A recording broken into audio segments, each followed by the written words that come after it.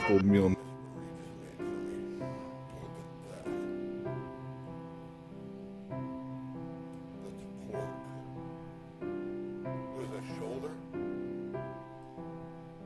I think it's pork shoulder, and then Chinese noodles with soy sauce, garlic, tomatoes, onions.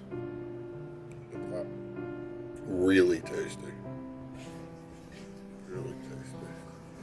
And pork is cooked to perfection. Right to the piece. I had to see how good it was. That's a great meal on a rainy day.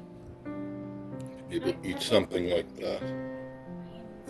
Beans? No, I don't want any beans. Oh, it's got beans in it? I didn't taste the beans yet. So she got what type of beans? Mung beans. I didn't see them yet. So there's even mung beans in here. Mung beans are good for you, full of protein. Oh, that's delicious. Chinese noodles are the best. Just thought you'd like to see that.